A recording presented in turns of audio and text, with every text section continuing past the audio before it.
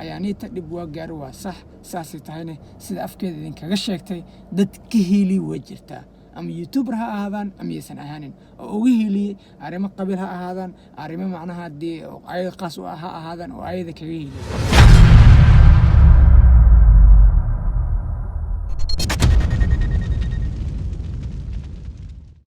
السلام عليكم ورحمة الله وبركاته كسر هذا مركز مشاهد جنال كان وجنال كيجا فيديو حرب أنا كجا حضله وحتى ما نسأل جدا جاري كسر بوقتهم ويا فيديو حرب أنا كجا حضله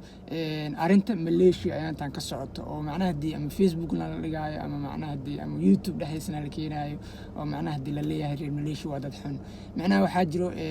وحول بو الدون كان يالو معارض محافظ وليه معناها ما ضد دي إنه وضح ماذا ما النبي صلى الله عليه وسلم وحولها معارض محافظ يعني هذا أسيق تاجر سنة إذا أسيق سور جد even يكجرون حتى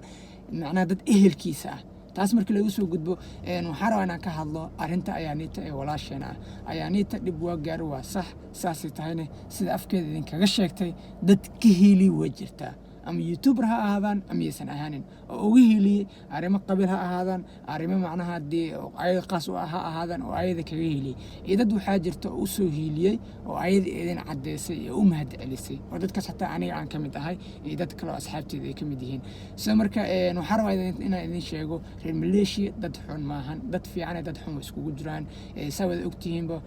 يوتيوبر وجبدا مليشيا كسبحان مليشيا كسبحان محمد ساستاني ضد في عنا ضد حون وليين تصال أهان هذا سأوجدين نكلي عتاها صاحب كينا ولا الكيجا قدرين وين وهايا هذا وحكوسي وجهاني هاي تاجرياشيسة حرقيسة sidoo kale meesha waxaa sii jooga legend axmed fj samigeyga labadooda halkaas ku wada kulmi doonaan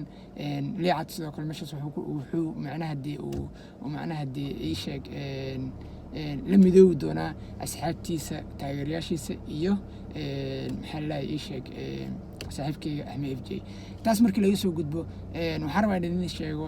dadka macnaha dee ayaaniita arrinteeda si xun u fasiranayo ha laga daayo arrinta sidaas dhexdhexaad ha laga noqdo odayga maanta u jeeday gaarigiisu kasoo dhex buuqtamaya video maroo video dheer inuu noqdo waxaan rabaa video yar inuu noqdo waxaan rabaa inaan macnaha dee fikirka idinkugu sheego aniga la hadlayo kommentiyada waxa lagu soo qoraa macnaha dee waa taqaaniin ninka ma soo qabatin ninka ma saan yeeshin ninka ma saan yeeshin ninka ma saan ka daadin dadka macnaha dee soo hadla dad badan oo komentiyadeeda lagu soo caawiyo jiraan oo youtuber ah waxaan ilaa dadkaasna insha Allah weedin arkeen waxa ka sheegaysin wax sax hadii yahay iyo wax xun hadii yahay asiga qofka is dareemi karo qof magaciisa aan qaado ma rabo marka video waxa rabaa inuu video dheer noqdo ma rabo intaan video wuxuu ku kulmi doonaa waxa idin kaga tagayaa sidaas iyo nabadgelyo